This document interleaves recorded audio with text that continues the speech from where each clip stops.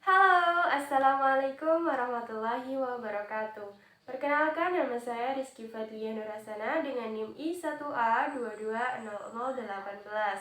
Saya dari Fakultas Keguruan dan Ilmu Pendidikan, Prodi Pendidikan Bahasa Arab.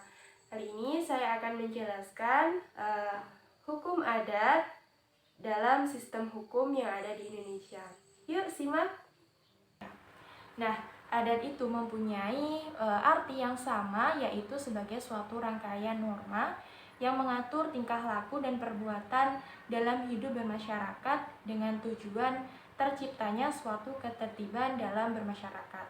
Nah, yang membedakan adalah hukum adat berlaku bagi orang Indonesia. Sifatnya tidak tertulis dan tidak dibuat oleh legislatif gitu. Nah, dalam pemberlakuan hukum adat sebagai hukum positif, kiranya perlu ditengahkan gitu dua konsep pemikiran tentang hukum yang sangat tajam, mempertentangkan kedudukan hukum adat dalam sistem hukum yang konsep pemikirannya itu legisme. Nah, dan aliran mazhab sejarah. Nah, aliran legisme itu menghendaki bahwa pembuatan hukum dapat begitu saja dilakukan dengan undang-undang.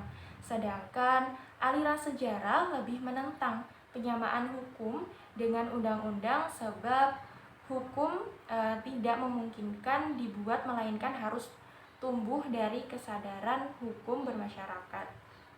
Nah, pada sisi yang lain, literatur hukum juga mencatat bahwa hukum dalam pengertian luas dapat dikelompokkan dan menjadi dua bagian, yaitu hukum tertulis dan hukum tidak tertulis.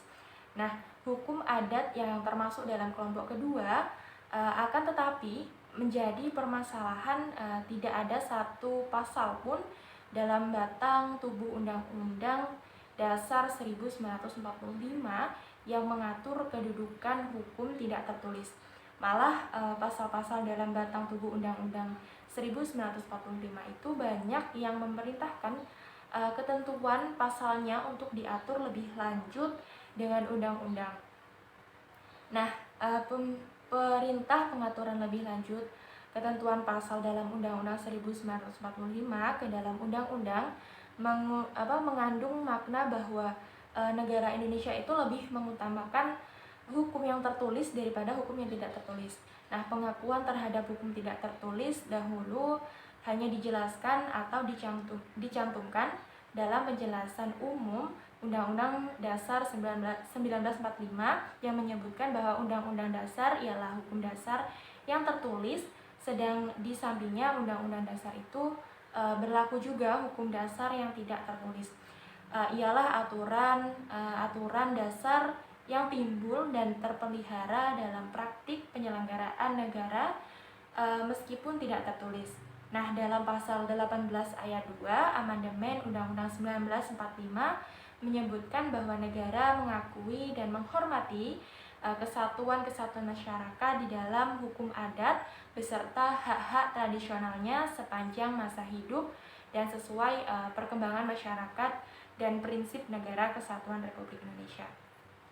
Nah, yang diatur di dalam undang-undang, menurut pasal ini hukum adat yang diakui adalah hukum adat yang masih nyata hidup gitu atau jelas materi dan lingkup dalam masyarakat.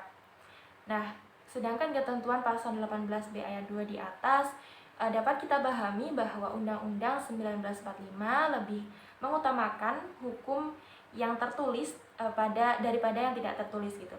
Ini makanya bahwa pengakuan terhadap hukum adat yang masih hidup di dalam masyarakat suatu daerah harus dilakukan dengan peraturan dalam perundang-undangan yang tertulis.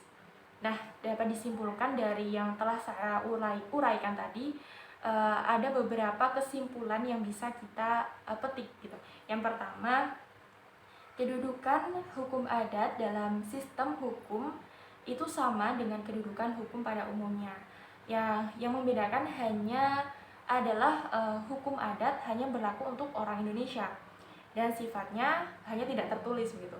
Nah, yang kedua, Undang-Undang 1945 itu sebagai konstitusi mengakui di samping hukum tertulis juga ada hukum yang tidak tertulis.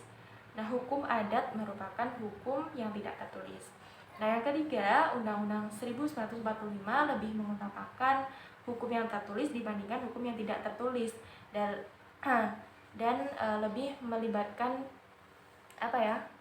lebih melibatkan hukum yang tertulis begitu. Mungkin itu saja yang bisa saya jelaskan, dan materi dan pertanyaan selanjutnya akan dijawab dan dijelaskan oleh rekan-rekan saya. Terima kasih, sampai jumpa.